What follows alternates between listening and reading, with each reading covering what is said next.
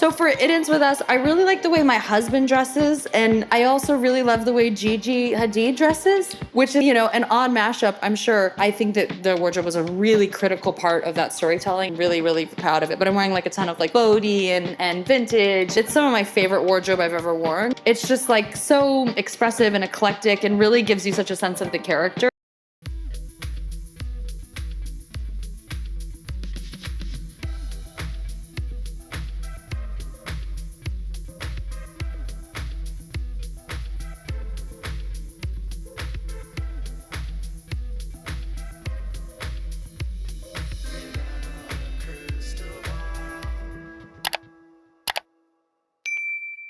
Hi, besties. It's Katie from Without a Crystal Ball. Okay, I don't envy any of the lawyers or any of the participants of this case with Blake Lively, Leslie, Sloan, Ryan Reynolds, even though Leslie and Ryan are out of the case at this point.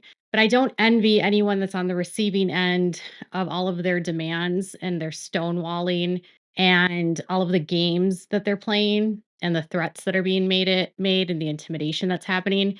And I've already been privy to seeing it firsthand and what's happening to people, and it's like I see how partially they're winning. I can see how they've gotten the rulings that they've gotten. I can see why they appear to be doing better. It's because they exhaust people. They push people to a limit. They don't stop intimidating and threatening and going after people in retaliation because Leslie Sloan made a decision that she was going to subpoena journalists that had provided information to Wayfarer. And then those journalists were, as you watched in my last video, dealt with really tough things, with declarations.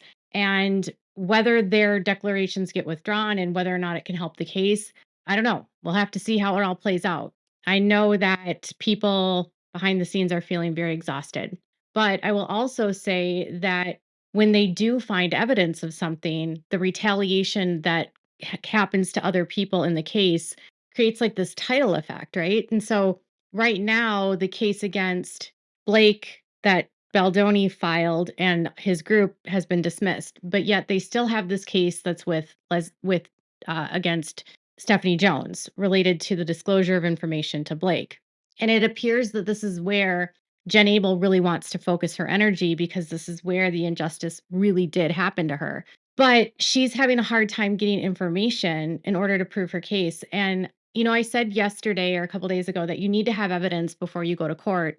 You need to have enough evidence to know, and you shouldn't have to rely on information from other people. But sometimes in cases like with Jen's situation, she knows what happened, right? She knows that a lawsuit named Van Zandt Inc. was used and a subpoena was put out through there to Stephanie Jones.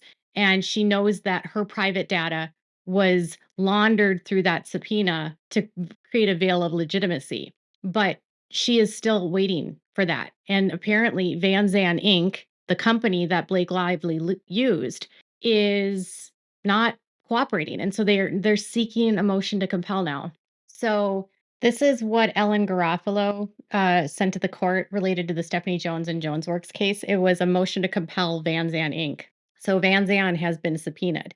And if you're wondering about this, they were subpoenaed on April 21st, only a few days after it became public that this was the lawsuit that was used for the subpoena. So it says that they're looking for an order to compel production of documents from non-party Van Zandt Inc.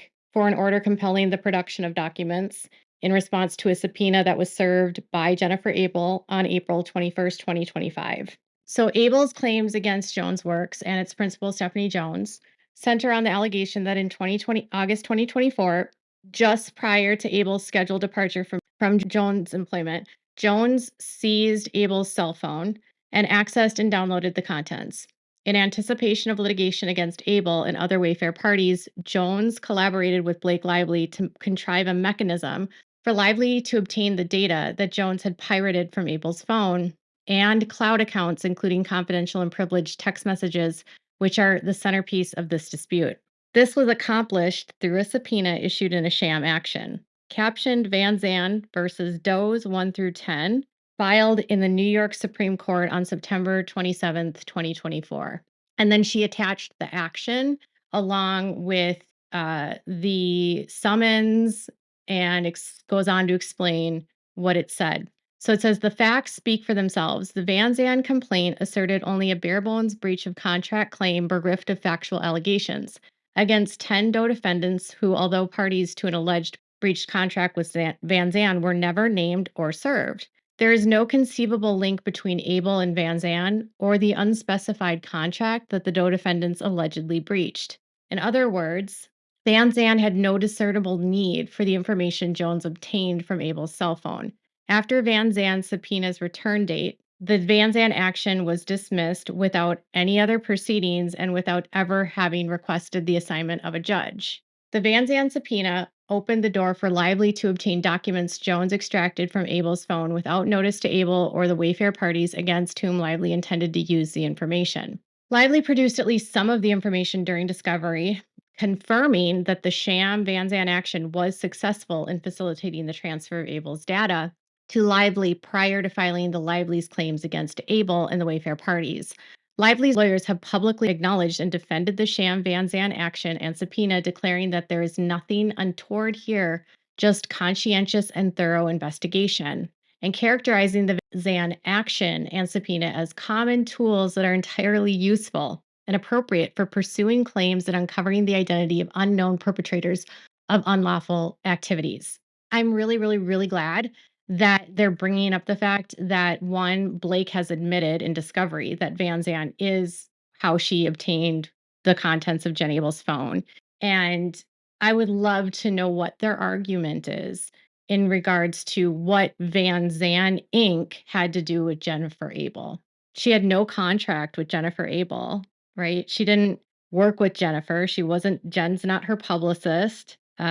She doesn't have a relationship business-wise with Jen. She's the publicist of a guy she doesn't like named Justin.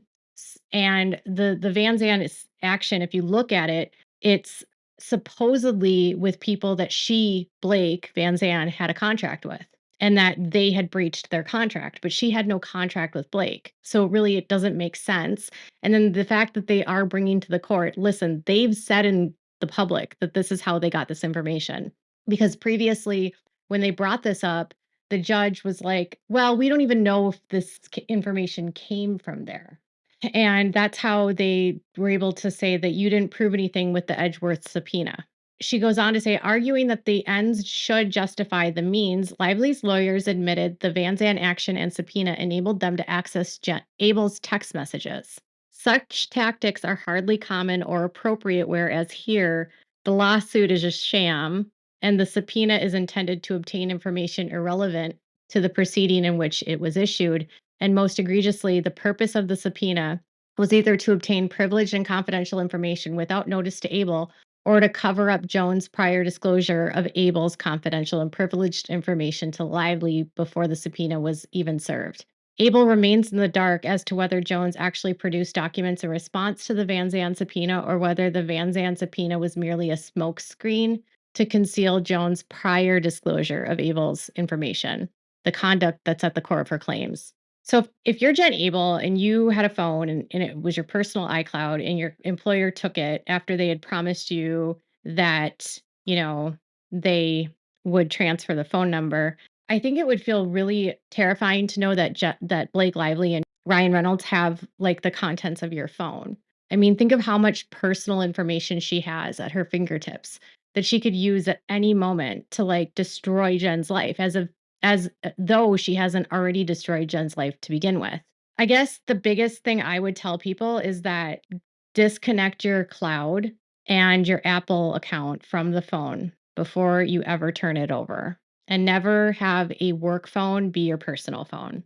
You can only do this now. Like, you can't live and learn, right? Like, she had to learn the hard way, but if we can learn anything from that, that would be something we should all consider.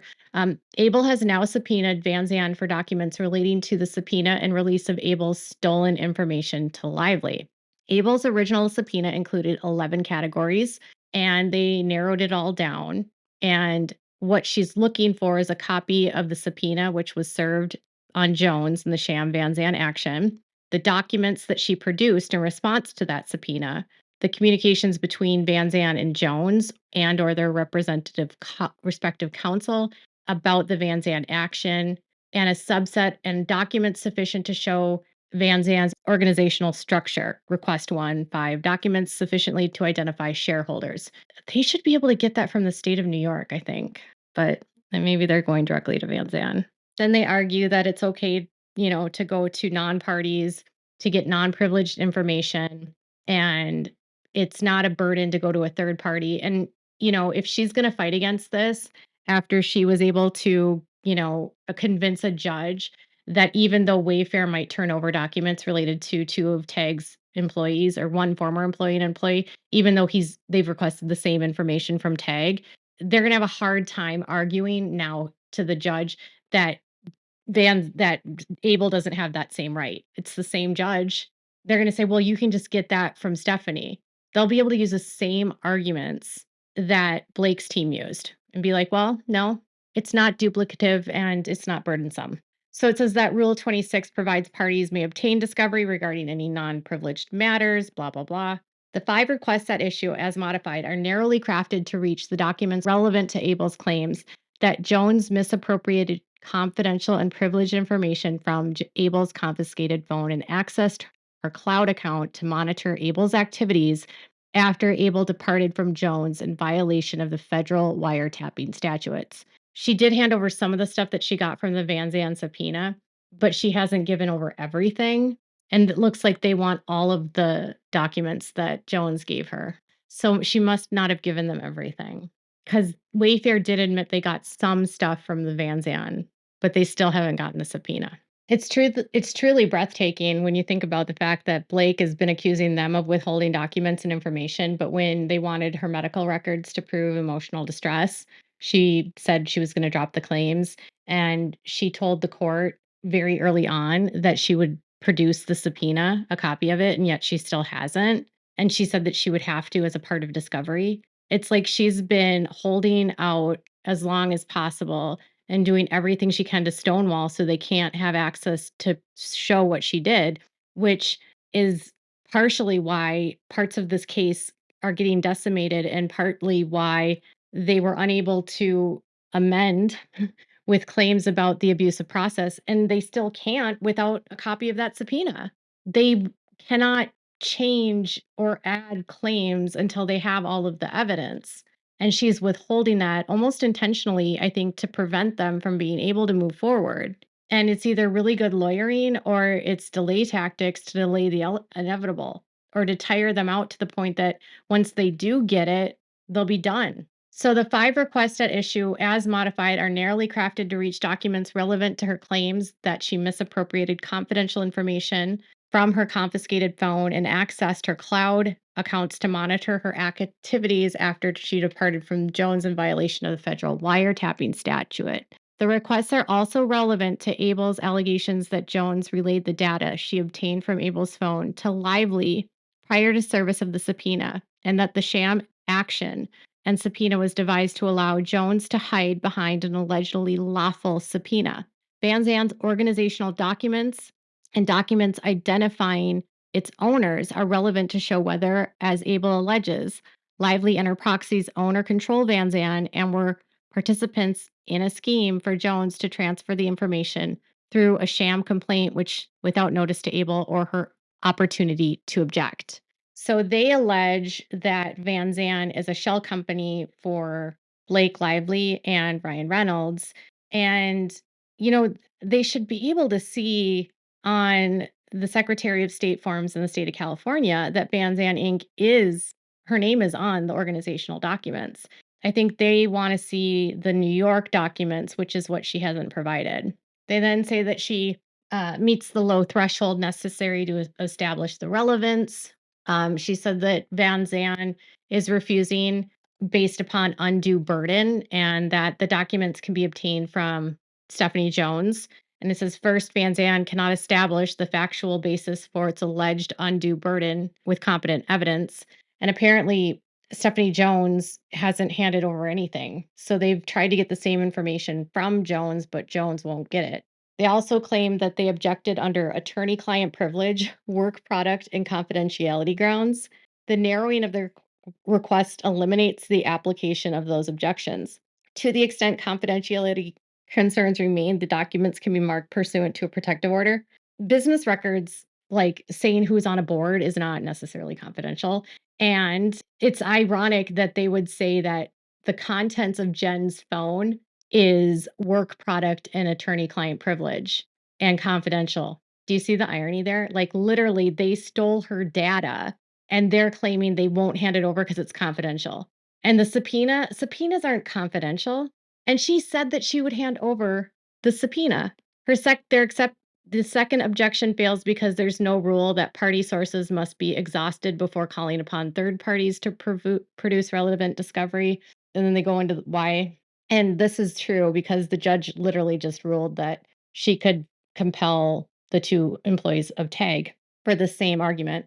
Further still, as Abel is alleging a sham scheme, it is imperative that she obtain documents directly from both Van Zandt and Jones to confirm what the actual subpoena requested, what was produced, and what communications Van Zandt had with Jones about the Van Zandt action. Finally, the organizational and ownership documents are not available from Jones, but only from Van Zandt. For the foregoing reasons, the court should order Van Zandt to comply and produce the requested documents without further objection or delay.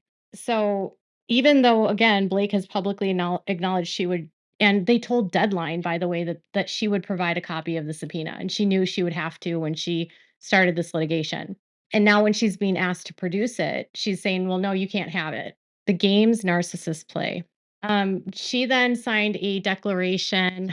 They served the subpoena on April 21st. She explains the notice on the docket of the Van Zandt action. She provided a copy of it.